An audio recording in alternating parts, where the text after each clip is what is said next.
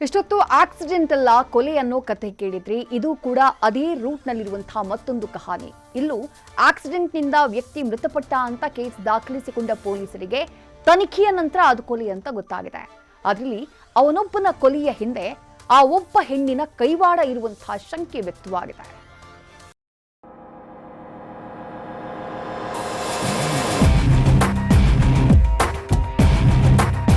ಅಶೋಕ್ ಇವನೇ ಕೊಲೆಯಾದ ವ್ಯಕ್ತಿ. 35 ವರ್ಷ, ಮೂಲತಃ ಸಿದ್ದೇನಹಳ್ಳಿಯ ನಿವಾಸಿ. ನಡು ರಸ್ತೆಯಲ್ಲಿ ಹೆಣವಾಗಿ ಪತ್ತೆಯಾಗಿದ್ದ. ಆಕ್ಸಿಡೆಂಟ್ ಅಂತ ಕೇಸ್ ದಾಖಲಿಸಿಕೊಂಡ ಪೊಲೀಸರಿಗೆ ಇದು ಅಪಘಾತವಲ್ಲ, ಸ್ನೇಹಿತನೇ ಸ್ನೇಹಿತರಿಗೆ ಮುಹೂರ್ತವಿಟ್ಟ ಕಥೆ ಅನ್ನೋದು ರಿವೀಲ್ ಆಗಿದೆ.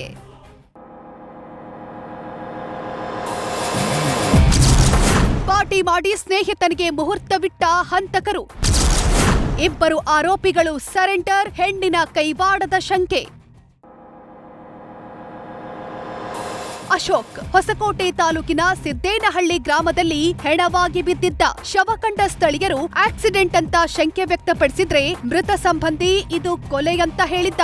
ಯಾವಾಗ ಆರೋಪಿಗಳು ಸರೆಂಡರ್ ಆದ್ರೋ ಅಶೋಕನ ಕೊಲೆ ರಹಸ್ಯ ಬಯಲಾಗಿ ಹೋಗಿದೆ. ಮೃತ ಸೆಕ್ಯೂರಿಟಿ ಗಾರ್ಡ್ ಅಶೋಕ್ ಹೆಂಡತಿ, 2 ಮಕ್ಕಳು, ಒಂದು ಪುಟ್ಟ ಗಂಡು ಮಗುವಿನ ಜೊತೆ ಸಿದ್ದೇನಹಳ್ಳಿಯಲ್ಲಿ ವಾಸವಿದ್ದ. ಈ ಮಧ್ಯೆ ಕೊಲೆಯಾದ ಹಿಂದಿನ ದಿನ ಅಶೋಕ್ನ ಸ್ನೇಹಿತರು ಬಾ ಎಣ್ಣೆ ಪಾರ್ಟಿ ಮಾಡೋಣ ಅಂತ ಕರೆಸಿಕೊಂಡಿದ್ರಂತೆ. ಬಳಿಕ ಮದ್ಯದ ನಶೆಯಲ್ಲಿ ಹಿಗ್ಗಾಮುಗ್ಗ ಹಲ್ಲೆ ನಡೆಸಿ ಅಶೋಕ್ನ ಉಸಿರನ್ನೇ ನಿಲ್ಲಿಸಿ ಬಿಟ್ಟಿದ್ದಾರೆ. ಬಳಿಕ ಕೊಲೆಯಲ್ಲ, ಇದು ಆಕ್ಸಿಡೆಂಟ್ ಅಂತ ಬಿಂಬಿಸಲು ಹಂತಕರು ರಸ್ತೆಯಲ್ಲಿ ಅಶೋಕ್ನ ಶವ ಎಸೆದು ಪರಾರಿಯಾಗಿದ್ರು. ಮೊದಲು ಆಕ್ಸಿಡೆಂಟ್ ಕೇಸ್ ದಾಖಲಿಸಿಕೊಂಡು ತನಿಖೆ ನಡೆಸಿ ಸೂಲಿಬೆಲೆ ಪೊಲೀಸರಿಗೆ ಕೊಲೆ ಅನ್ನೋದು ಗೊತ್ತಾಗಿದೆ. ಸ್ಥಳ ಮಹಜರು ವೇಳೆ ಅಪಘಾತದ ಕುರುಹುಗಳು ಪತ್ತೆಯಾಗಿರಲಿಲ್ಲ. ರಕ್ತದ ಕಲೆ, ಬೈಕ್ ಅವಶೇಷ ಸೇರಿ ಯಾವ ಕ್ಲೂಗಳು ಸಿಕ್ಕಿರಲಿಲ್ಲ. ಯಾವಾಗ ಪೊಲೀಸರು ಅಶೋಕ್ ಕೆಲಸ ಮಾಡ್ತಾ ಇದ್ದ ಸ್ಥಳಕ್ಕೆ ಹೋಗಿ ವಿಚಾರಣೆ ನಡೆಸಿದ್ರು, ಭಯಗೊಂಡಿದ್ದ ಹಂತಕರು ತಾವಾಗೆ ಬಂದು ಸರೆಂಡರ್ ಆಗಿ ನಾವೇ ಅಶೋಕನನ್ನ ಕೊಂದಿದ್ದು ಅಂತ ಬಾಯ್ಬಿಟ್ಟಿದ್ದಾರೆ. ಸದ್ಯ ಸರೆಂಡರ್ ಆದ ಇಬ್ಬರನ್ನ ಪೊಲೀಸರು ತೀವ್ರ ವಿಚಾರಣೆ ನಡೆಸುತ್ತಿದ್ದಾರೆ. ಅಲ್ಲದೆ ಈ ಮಧ್ಯೆ ಮೃತ ಸೆಕ್ಯೂರಿಟಿ ಗಾರ್ಡ್ ಅಶೋಕ್ ಕೊಲೆ ಹಿಂದೆ ಹೆಣ್ಣಿನ ಕೈವಾಡವಿರುವ ಶಂಕೆ ಕೂಡ ವ್ಯಕ್ತವಾಗಿದೆ. ಕೊಲೆ ಮಾಡಿ ಇಲ್ಲಿ ತಂದಾಕಿದ್ದಾರೆ ಅಂತಂದ್ರೆ ಅಲ್ಲಿ ಸಿಗಬಾರ್ದು, ಇಲ್ಲಿ ಸಾಕ್ಷಿ ನಾಶ ಮಾಡಕ ಅಲ್ಲಿ. ಆಮೇಲೆ ಮಣ್ಣು ಎಲ್ಲ ಹಾಕಿದ್ದಾರೆ, ಮಣ್ಣು ಇದು ರಕ್ತದ ಮೇಲೆ ಮಣ್ಣು ಹಾಕಿದ್ದಾರೆ, ಎಲ್ಲ ಮಾಡಿದ್ದಾರೆ. ಅವರು ಎಷ್ಟ್ ಬೇಕಷ್ಟು ಇದ್ ಮಾಡ್ಕೊಂಡಿದ್ರು. ಅಪಘಾತ ಮಾಡೋ ಕ್ರಿಯೇಟ್ ಮಾಡಿದ್ದಾರೆ ಅವರು. ಎಲ್ಲಿ ಬ್ಲಡ್ ಇರ್ಲಿಲ್ಲ, ಏನು ಇರ್ಲಿಲ್ಲ. ಅದ್ರ ಡೌಟ್ ಮೇಲೆ ನಾವು ಪೊಲೀಸವ್ರಿಗೆ ಹೇಳಿದ್ರಿ, ಸರಿ ಇದು ನೋಡ್ರಿ ಅಂತ. ಆಯ್ತು, ನಾವು ತನಿಖೆ ಮಾಡಿ ತಿಳಿಸಿ ಸರಿ ಇದು ಆಕ್ಸಿಡೆಂಟ್ ಆಗಿದಂಗೆ ಕಾಣಿಸ್ತಾ ಇಲ್ಲ ಅಂತ.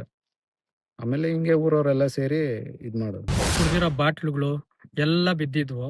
ಅಲ್ಲಿ ರಕ್ತ ಎಲ್ಲ ಸೋರೈತೆ. ರಕ್ತ ಸೋರಿ ಮಣ್ಣು ಹಾಕ್ಬಿಟ್ಟು ಕಲ್ಲು ಮುಚ್ಚವ್ರೆ. ಅದು ನಾನು ಮಾಹಿತಿ ಪೊಲೀಸವ್ರಿಗೆಲ್ಲ ಕೊಟ್ಟೆ. ಅವರು ಪೊಲೀಸರು ಬಂದು ಅಲ್ಲಿ ಎಲ್ಲ ಎನ್ಕ್ವೈರಿ ಮಾಡಿದ್ದಾರೆ. ಬಟ್ ಯಾರು ಮಾಡವ್ರೋ ಯಾರು ಬಿಟ್ಟವ್ರೋ ನನಗೆ ಗೊತ್ತಿಲ್ಲ. ಬಟ್ ಇಬ್ಬರು ಹೆಣ್ಮಕ್ಳಿದ್ದಾರೆ, ಒಬ್ಬ ಗಂಡು ಹುಡುಗಿದ್ದಾರೆ. ಅವ್ರಿಗೆ ನ್ಯಾಯ ಸಿಗ್ಬೇಕು ಅಷ್ಟೇ ಸರ್.